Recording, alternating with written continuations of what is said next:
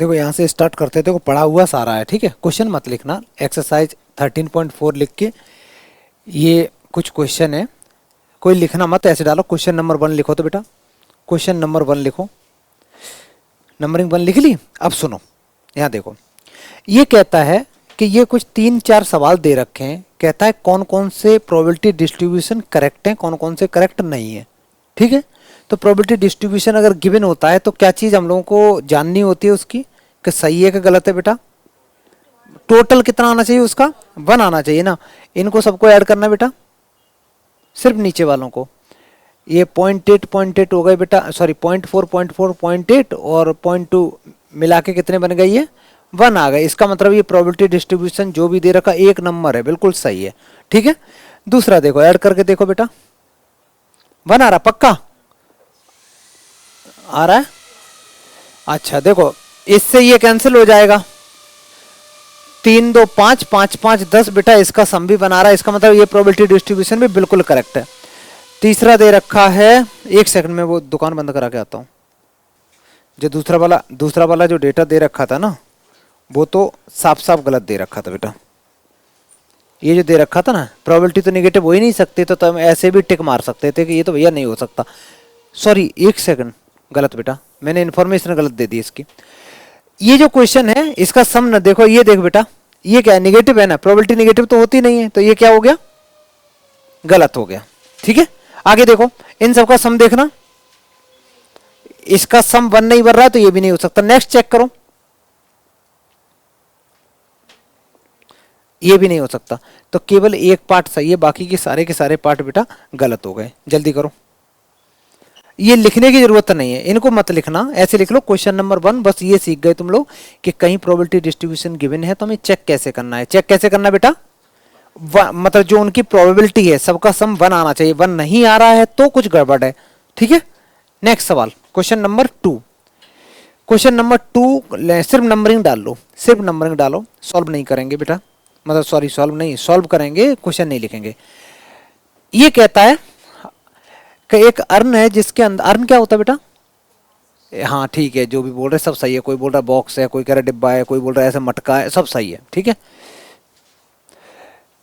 इसके अंदर में 5 रेड बॉल हैं, 2 ब्लैक बॉल हैं, 5 रेड हैं और 2 ब्लैक हैं। कुछ ऐसा सीन चल रहा है बेटा, इसके अंदर में 5 रेड बॉल हैं और 2 ब्लैक बॉल हैं। 2 बॉल निकालनी है तुम्हें इसमें हाथ डाल के, 2 निकालनी है। कहता है probability x represent the number of black ball. अब यार एक चीज है, तुमने हाथ डाला, हो सकता है एक भी ब्लैक ना आए। बॉल चाहिए कितनी ये बताओ, 2 चाहिए ना, तो तुमने हाथ डाला, एक भी ब्लैक ना आए। फिर हाथ डाला, हो सकता है फिर भी ब्लैक ना आए। लॉजिक समझ में आ रहा है, 2 बार हाथ डालना है, या ये मान लो 2 बार बॉल निकालनी है ना। पहली बार हाथ डाला, एक ब्लैक आ गई, दूसरी बार डाला नहीं आई, एक केस ये भी बढ़ रहा है। तीसरा केस, हाथ डाला, एक ब्लैक आ गई, दूसरा डाला, फिर से ब्लैक आ गई। तो यहाँ पे अगर तुम मैं बोलूं कि रैंडम वेरिएबल जो है वो क्या क्या बन सकता है, तो या तो 0, एक भी ब्लैक ना आए, या बेटा 1 आ सकती, या फिर किस्मत अच्छी हुई तो 2 आ सकती है। तो इसका ये आंसर हो सकते हैं, ठीक है बेटा। चलो गले मिल लेते छोटू, चलो ये समझ में आ गया, ये इसका आंसर हो गया, ये इसका आंसर हो गया। लिख लो, आंसर लिख लो सिर्फ क्वेश्चन का करके, जल्दी करो। दोबारा बोलना बेटा, x इक्वल टू 0 का मतलब क्या है, हाँ x इक्वल टू 0 का मतलब है 0 black ball, x equal to 1 का मतलब है कि एक ब्लैक बॉल। अगर एक ब्लैक बॉल है तो दूसरी क्या है, रेड है, ऑब्वियस सी बात है। और तीसरा x इक्वल टू 2 का मतलब है दोनों की दोनों ब्लैक बॉल। और ऐसे भी कह सकते हो जो हमारा x होता है वो हमारी सक्सेस होता है। याद आया कुछ कुछ थोड़ा थोड़ा, कि जो हमें चाहिए होता है उसी को हम लोग x अज्यूम करके चलते हैं रैंडम वेरिएबल के केस में। तो ये इस क्वेश्चन का आंसर हो गया। इसमें यही पूछा था कि x की क्या क्या वैल्यू हो सकते हैं, ठीक है। अच्छा, अगर मैं इसी क्वेश्चन में बोलूं तुमसे कि तुम्हें बेटा निकालनी थी, मान लो मैं बोलूं कि 3 रेड बॉल निकालने की वो रैंडम वेरिएबल की वैल्यू बताओ, तो क्या क्या बोलोगे। नहीं बेटा, अब ध्यान से सुनो, तुम्हें 3 एक बार में बॉल निकालनी है ना, 3 से ज्यादा तो निकालनी नहीं है। तो या तो एक भी नहीं आए, या फिर एक आ जाए, या 2 आ जाए, या 3 आ जाए, बस 3 से ज्यादा नहीं करनी ना। हालांकि मेरे पास अवेलेबल बॉल तो 5 हैं, लेकिन हमें 3 से ज्यादा जाना ही नहीं है, ठीक है। अच्छा, अगर मैं बोलूं प्रोबेबिलिटी बतानी है तुम्हें 3 ब्लैक बॉल की, 3 ब्लैक बॉल की तो नहीं हो सकती, मतलब या तो 0 ब्लैक बॉल हो जाएगी, 1 हो सकती है, 2 हो सकती है ना, 3 थोड़ी नहीं हो जाएंगी। अब सुनो बेटा नेक्स्ट क्वेश्चन, ये एक सवाल है, सारे बच्चे पहले पढ़ लो, अच्छे से पढ़ लो इसको, क्वेश्चन मत लिखो, नहीं लिखो बेटा, कोई टाइम पास नहीं करना, आज हम लोगों को ये एक्सरसाइज पूरी फिनिश करनी है। अभी अब ये क्वेश्चन में कहता है x represent the difference between number of head and number of tails obtained when a coin is tossed 6 times। एक कॉइन को कितनी बार टॉस कर रहे हो, से 6 बार टॉस कर रहे हो, ठीक है। 6 बार टॉस करने पे तुम्हें वैल्यू x की बतानी है। पहली बात तो एक चीज याद रखना, एक कॉइन को 6 बार टॉस करो या 6 कॉइन को एक बार टॉस करो, बात एक ही होती है। इसका सैंपल स्पेस लिखते लिखते पागल ही हो जाओगे। सैंपल स्पेस पता है कैसे आएगा, जब हम लोग 2 की पावर 6 आएगा, 2 दूनी 4 दूनी 8 दूनी 16 दूनी 32 दूनी 64 64 आएंगे, कहाँ लिखोगे नोटबुक में, है ना, इतने लंबे लंबे। अब इसका आसान तरीका समझते हैं। इसने एक चीज बोली है कि एक्स, ये जो हम लोग कर क्या रहे बेटा, क्या चीज पढ़ रहे हैं, प्रोबेबिलिटी। कौन सी एक्सरसाइज, 13.4, कहाँ की, एनसीईआरटी, ठीक है। ये कहता है कि difference between number of head and number of tails. बेटा तुम 6 बार अगर टॉस कर रहे हो, 6 बार अगर टॉस कर रहे हो तो हो सकता है एक, अगर तुम 6 बार टॉस कर रहे हो तो यहां पे एक बार ले लो, डिफरेंस बिटवीन हेड चाहिए और टेल। तो ऐसे मान लेते हैं, ऐसे मान लेते हैं कि मान ले बेटा मैंने क्या किया प्रोबेबिलिटी में, एक 6 बार मैंने हेड ले लिए, 6 बार मैंने हेड ले लिए और एक मैंने टी ले लिया। समझ में आया कि नहीं, 6 बार मैंने हेड ले लिए और एक मैंने टी ले लिया। नेक्स्ट, इन दोनों का डिफरेंस कितना हो गया, 5 हो गया ना। क्या बेटा, मैंने थोड़ा सा गलत लिख दिया, यहां 0 करो, यहां 0 करो। 6 बार हेड ले लिया, 0 टी ले लिया, डिफरेंस कितना आ गया, 6। ऐसा भी तो हो सकता है बेटा कि जो हेड है वो 5 बार हेड हो तो टी कितने बार हो, डिफरेंस कितना आ गया। हमें क्या चाहिए, सिर्फ डिफरेंस चाहिए, सिर्फ डिफरेंस चाहिए। आगे सुनो, प्रोबेबिलिटी ऐसा भी तो हो सकता है, हम कर ले रहे हैं 4 टी ले ले रहे हैं और 2 बार ऐसे करके, डिफरेंस बेटा कितना आ गया, 2 आ गया। अब की बार मैंने 3 टी 3 एच एंड 4 2 6, ये 3 करो बेटा, इसको भी बढ़ा दो, है ना, कितना हो जाएगा इसका, इसका हो जाएगा 0। ऐसे ही कर लो, इसको 2h कर दो, ये कितना बन जाएगा 4t। डिफरेंस लिखते चलो, जल्दी जल्दी लिखो तो सारे बच्चे, और डिफरेंस बनने लिखने के बाद फिर मेरे को बताओ फाइनल x की वैल्यू क्या आ रही है। देखो बेटा हम लोगों को ये केवल इसमें ऐसा कर लो, देखो इधर देखो छोटू, इन दोनों का डिफरेंस कितना आ रहा, नहीं भाई हमें वैसे लिखना है, डिफरेंस बताना है। डिफरेंस कभी भी पूछा होता है ना तो बड़े में से छोटा माइनस कर दिया जाता है, डिफरेंस पूछा हो सिंपली। और ये प्रोबेबिलिटी ना लिख के यहाँ पे एक्स लिखो बेटा, प्रोबेबिलिटी मत लिखो, एक्स लिखो, एक्स रहेगा ना, एक्स लिखो।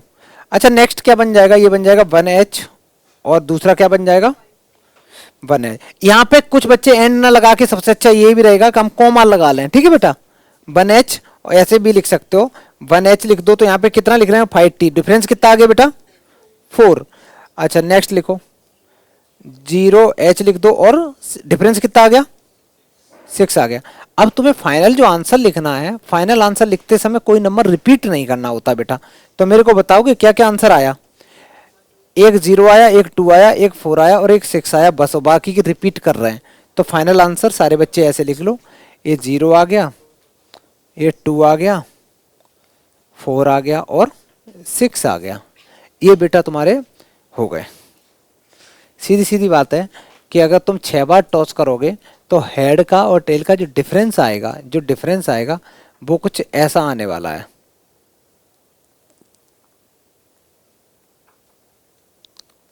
कर लो सारे बच्चे जल्दी से, नेक्स्ट सवाल करें, चलो लिख लिया बेटा, लास्ट क्वेश्चन लिखो।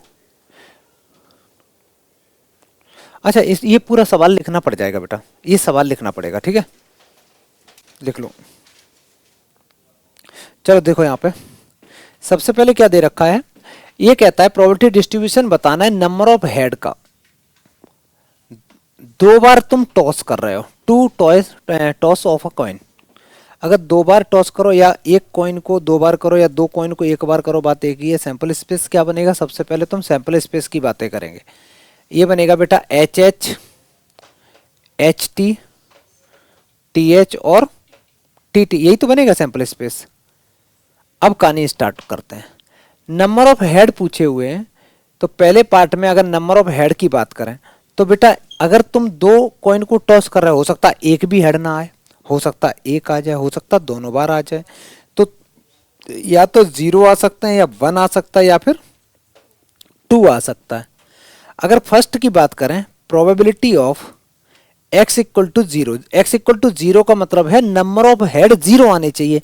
कौन सा ऐसा केस है जिसमें नंबर ऑफ हेड 0 है, टी। तो इसकी प्रोबेबिलिटी क्या होगी, टी आने की, टी आने की प्रोबेबिलिटी क्या होगी 1/2 इंटू 1/2, 1/2 इंटू 1/2। अब दोनों ही तो टी हैं, ये भी क्या है टी और ये भी टी है, और टू दोनों के दोनों अगर सेम है तो वैसे तो हम 2 फैक्टोरियल का मल्टीप्लाई भी करेंगे डिवाइड भी करेंगे, तो कोई लॉजिक नहीं बनता। लॉजिक समझ में आया। इसमें क्या है 2 फैक्टोरियल, क्योंकि दो चीजें हैं तो 2 फैक्टोरियल का हम लोग मल्टीप्लाई भी करेंगे, लेकिन सेम है दोनों, टेल्स आने की हैं तो ये डिवाइड भी करेंगे। तो ओवरऑल आंसर कितना आ गया बेटा 1/4 आ गया। नेक्स्ट, अब प्रोबेबिलिटी बतानी है जब x इक्वल टू मेरा 1 आएगा, जब x इक्वल टू मेरा 1 आएगा। x इक्वल टू अगर जब 1 लेंगे, 1 का मतलब है कि नंबर ऑफ, पूछा क्या है h। बेटा एक बात बता, अगर हेड एक आ रहा है तो कौन कौन से केस लेंगे बताओ। एक हेड चाहिए ना, एक ही और एक ही, तो क्या बनेगा ये 1/2 इंटू 1/2। अच्छा ये भी दोनों सेम है, ये भी दोनों सेम है, तो 2 फैक्टोरियल का मल्टीप्लाई भी करेंगे डिवाइड भी तो करेंगे। समझ में आया। तो क्यों, अच्छा सॉरी, उल्टा उल्टा उल्टा,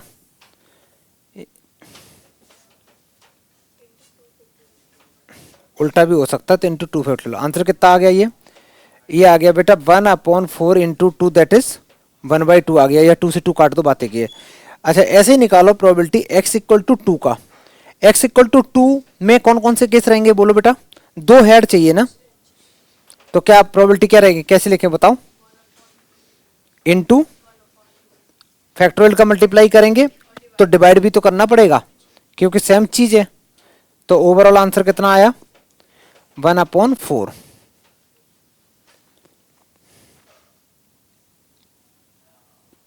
करो करो सॉल्व करो बेटा।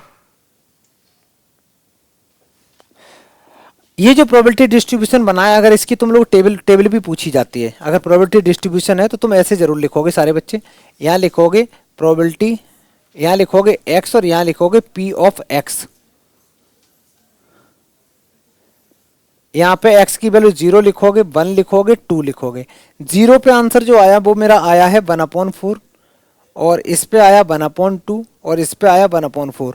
बेटा इन सबको ऐड करके देखना नीचे वालों कितना आंसर आ रहा, 1 आ रहा है ना, इसका मतलब बिल्कुल सही है। ये क्वेश्चन समझ में आया। अगर ये समझ में आया है तो इसमें बताओ x की वैल्यू क्या होंगी। सेकंड पार्ट में नंबर ऑफ टेल्स 3 कॉइन, तो 0 1 2 3, 3 तक जाएंगे सारे बच्चे। पूरा क्वेश्चन करो, सेकंड पार्ट जल्दी करो, 3 तक जाओगे, लास्ट वाले में 4 तक जाओगे, जल्दी कर लो।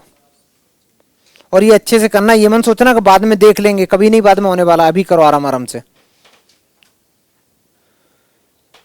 देखो बेटा जिन बच्चों ने नहीं किया वो ध्यान से देखेंगे सुनेंगे, जिनने कर लिया ठीक है।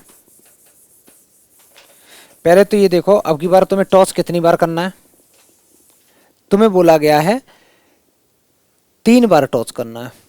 3 कॉइन है, एक बार टॉस करो या एक कॉइन को 3 बार टॉस करो, बात एक ही होती है। तो सबसे पहले तो हम x की वैल्यू लिखेंगे, तो x की वैल्यू लिखेंगे बेटा, तो नंबर ऑफ टेल्स पूछे तो या तो 0 हो सकते हैं या 1 हो सकता है या 2 हो सकते हैं या 3 भी तो हो सकते हैं, क्योंकि 3 बार टॉस कर रहे हो। ठीक है, अब इस सैंपल स्पेस बनाते हैं। सैंपल स्पेस अगर बनाएंगे तो 3 का सैंपल स्पेस देखो, 2 का तो तुम्हें आता है, H H, H T, TH और TT, ये दो का हो गया। यहाँ H लिख दो, यहाँ पे T लिख दो।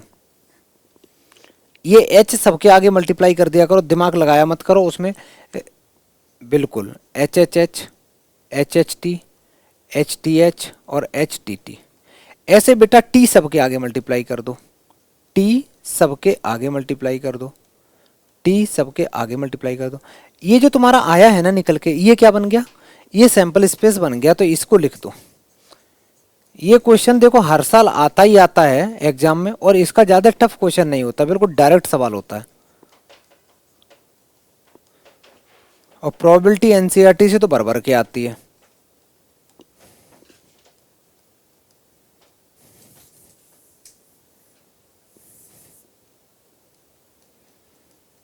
देख बेटा, ऐसे बनाने में किसी को कोई दिक्कत नहीं है। अब मेरे को बताओ, प्रोबेबिलिटी जब x इक्वल टू 0 होगा, x इक्वल टू 0 का मतलब क्या है, तो निश्चित बता। x इक्वल टू 0 का मीनिंग क्या है, x equal to 0 tails. Very good.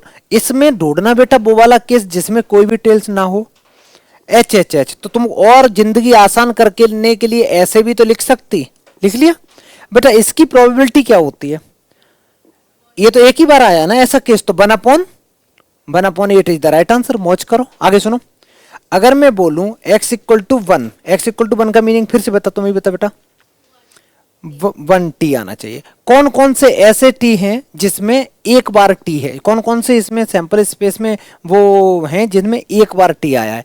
तो एक तो बेटा है पहला वाला, सॉरी सेकंड वाला HHT, और बताओ HTH, और बताओ, और एक और ये रहा बेटा THH। इसके अलावा भी कोई है नहीं है। अच्छा बेटा पलक, इसकी प्रोबेबिलिटी क्या होगी।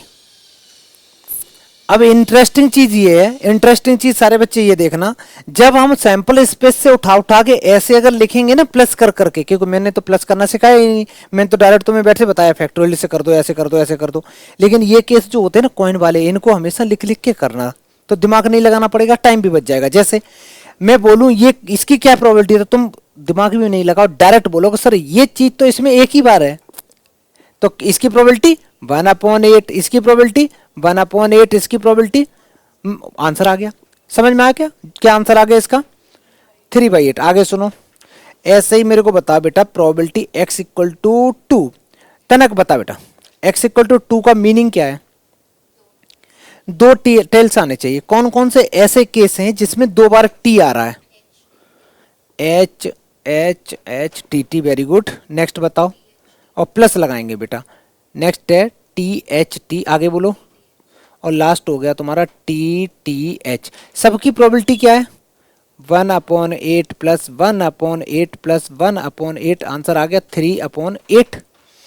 एक और बचा, सारे बच्चे लिखो, जल्दी करो, ये वाला ज्यादा आसान है, कर लो, डायरेक्ट सवाल है। चल खुशी बता, जब हम तीनों ये वाले लेंगे बेटा केस, लास्ट केस की मैं बात कर रहा हूं, x इक्वल टू 0 वाले की वैल्यू क्या आएगी, TTT आएगा। Very good. जब मैं लिखूंगा x इक्वल टू 3, इसका मतलब है TTT आएगा, TTT आएगा। बेटा इसकी प्रोबेबिलिटी क्या होगी, 1/8 ही रहेगी। अच्छी बात यह है अगर तुम ऐसे लिखोगे ना, तो उसमें जो अगर इतना है, 3 कॉइन को टॉस किया है ना, तो सबकी प्रोबेबिलिटी 1/8 होगी। और अगर 4 कॉइन होते तो क्या होती, 1/4 होती। समझ में आया, 4 कॉइन नहीं, सॉरी 4 सैंपल स्पेस होता तो। अच्छा इसमें इसका आंसर क्या आ जाएगा, 1/8। ये जितनी भी वैल्यू आई है इन सबको ले जाके कहाँ लिखना होता है लास्ट में, ऐसे ही मन छोड़ के चले आना, बॉक्स बना के प्रोबेबिलिटी डिस्ट्रीब्यूशन। तो मैं यहाँ लिखूंगा x और यहाँ लिखूंगा p ऑफ x, सबकी वैल्यू लिख दो बेटा। 0 था, 1 था, 2 था, और लास्ट में 3 था। 0 की प्रोबेबिलिटी आई थी निकल के मेरी 1/8, 1 की प्रोबेबिलिटी आई थी 3/8, 2 की प्रोबेबिलिटी आई थी 3/8, और इसकी प्रोबेबिलिटी आई थी 1/8। अगर इनको काउंट करो, 3 दूनी 6, 7, 8, 8/8, दैट इज आंसर आ गया। ये बेटा निपट गया। समझ में आया, कोई लिख तो नहीं रहा बेटा, ये वाला चेंज करें। टेबल बनाना बहुत कंपलसरी है, टेबल हमेशा बनानी है बेटा, ठीक है, हमेशा टेबल बनानी है, टेबल तो छोड़नी नहीं है ना कभी। मैं क्वेश्चन नंबर 5 करता हूं। चलो ये बताओ, ये नहीं करोगे थर्ड पार्ट? क्यों?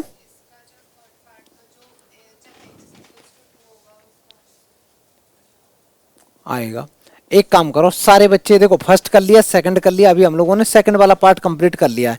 अब सारे बच्चे थर्ड वाला पार्ट करेंगे, जब कॉइन को 4 बार टॉस करें। करो, ट्राई करो। मैं ये हटा दूं बेटा जो लिखा है, मैं ये हटा रहा हूं। पहले तो ये बताओ एक्स की वैल्यू क्या क्या हो जाएंगी? हाँ, 0 1 2 3 4 तक जाएगी, ठीक है। 0 1 2 3 4 तक जाएगा इसका खेल। अब मैं थर्ड पार्ट करता हूँ, तो इसका आएगा x इक्वल टू 0 1 2 3 और 4। प्रोबेबिलिटी बतानी है। सबसे पहले तो सैंपल स्पेस लिखेंगे। सैंपल स्पेस, बेटा सैंपल स्पेस कैसे लिखोगे? थर्ड वाला जो आया था ना, थर्ड वाले में एच हेड और टेल लगाते जाओगे, है ना, बन जाएगा तुम्हारा आराम से। अच्छा, कोई बच्चा मेरे को थर्ड वाला बता देगा? एक बार बोलना क्या आया था।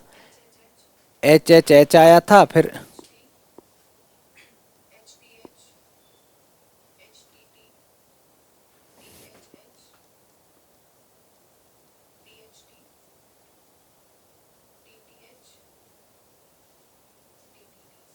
चलो ये आ गया था।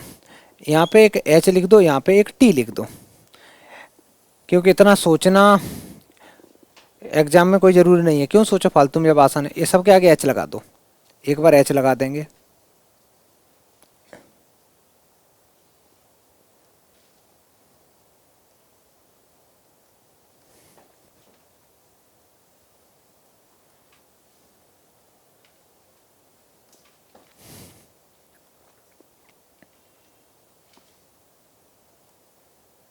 मैं 2 यहाँ नीचे लिख दे रहा हूँ, मेरे पास जगह की बड़ी कमी पड़ रही है।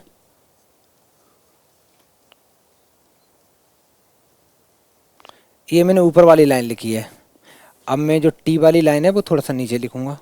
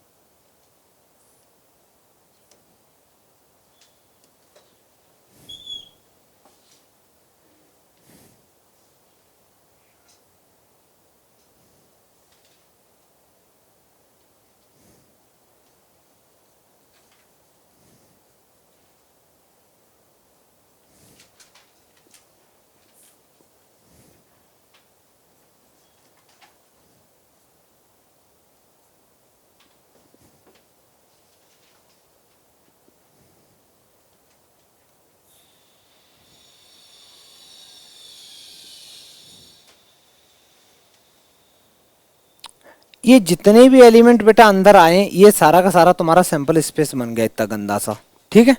इतना बड़ा सा सैंपल स्पेस बन गया। अब यहाँ से अगर आंसर लिखने हैं तो प्रोबेबिलिटी सबसे पहले किसकी लिखनी है बेटा? सैंपल स्पेस में। ये दोबारा मैं नहीं कॉपी कर रहा, ठीक है। मैं मान लेता हूँ यही सैंपल स्पेस है, कुछ गंदा सा इधर उधर का मैं हटा दे रहा हूँ, और बीच का जो बचा वो मेरा सैंपल स्पेस है। क्या? अरे तो खुद कर लो ना, मेरे पास में जगह नहीं है। क्या बेटा? यहाँ पे तो तुम लोग लगा लो ना, पागल की तरह बात कर रहे। खुद चिपका लो ना, 1 टी 5 टी। मैंने तो ऐसे लिख दिया ना, जो भी है। चलो यहाँ पे लिखेंगे सबसे पहले सैंपल स्पेस, तो चलो मेरा हो गया। अब प्रोबेबिलिटी लिखनी है x इक्वल टू 0 की। x इक्वल टू अगर 0 का मतलब है कि हेड की निकालनी है, तो कोई हेड नहीं आना चाहिए। कौन सा ऐसा केस है जिसमें कोई भी हेड नहीं है? सिर्फ एक, तो उसकी प्रोबेबिलिटी क्या होगी? 1/, ये कुर्सी में पता है मेरी टांग तोड़ेगी, 1/16। ऐसे ही और अच्छे से लिखना चाहो याद रखने के लिए, तो बेटा मैं इसको ऐसे टी टी टी टी, इसका आंसर आया 1/16, ठीक है। अब लिखेंगे प्रोबेबिलिटी x इक्वल टू 1 के लिए। x इक्वल टू 1 का मतलब है जिसमें एक बार h आना चाहिए, सिर्फ एक बार। ढूंढ लो किसमें एक बार h है, यहां से यहां तक ढूंढते जाओ बेटा, सिर्फ एक बार h चाहिए तुम्हें। एक ये रहा, एक ये रहा, एक ये रहा, 3 4 है ना, तो मैं क्या लिख दूं, 4/16 लिख दे रहा हूं। वैसे होगा ये 1/16 प्लस 1/16 प्लस 1/16, 4 बार होगा, तो मैं उसको 4/16 लिख दे रहा हूं। नेक्स्ट x इक्वल टू 2 का लिखना है, मतलब इसमें क्या है, 2h आने ही चाहिए, ढूंढ लो। किसी ने बोला 6/16 है। और लास्ट है x इक्वल टू 3 का, बता बेटा।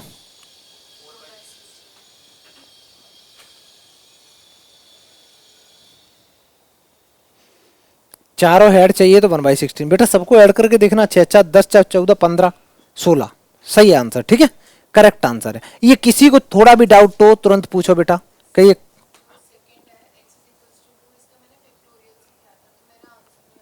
फैक्टोरियल से गड़बड़ हो रहा होगा ना, अरेंजमेंट गड़बड़ हो रहा होगा शायद, देखना।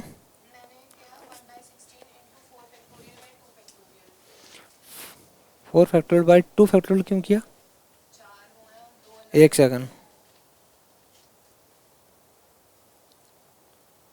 2 ऐड चाहिए ना।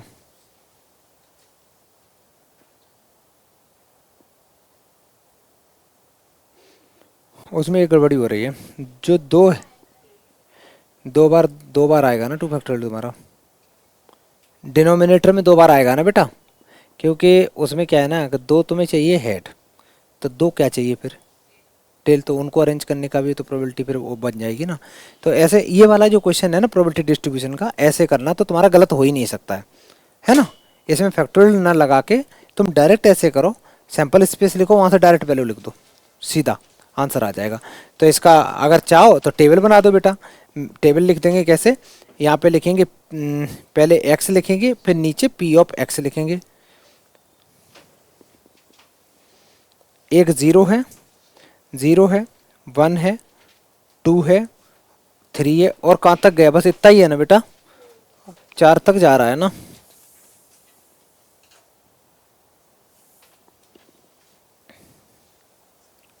और ये 4 हो गया, सबकी वैल्यू लिख दो बेटा। बिल्कुल बात नहीं होनी चाहिए, नहीं ना, निकाल के बाहर करते हैं, मजाक नहीं कर रहा, बिल्कुल बात नहीं ना, बिल्कुल मुंह बंद करके 3 घंटे तक पढ़ना है, मन नहीं लग रहा है निकल जा बाहर बेटा, शांत होकर पढ़ना है ना। तुम बोलते हो बगल वाला डिस्टर्ब होता है, तो वहीं जितने बैठे हो सब तो फेलियर हो, शांत होकर पढ़ो ना। जो इसीलिए याद नहीं रहती चीजें ना, एक चीज अगर पहले बता दी गई कोई, और वो चीज अगर थोड़े दिन बाद भूल जा रहे हो, उसका रीजन सिर्फ एक ही है, क्योंकि जब सुनी होती है ना तो उतने मन से नहीं सुनी होती है,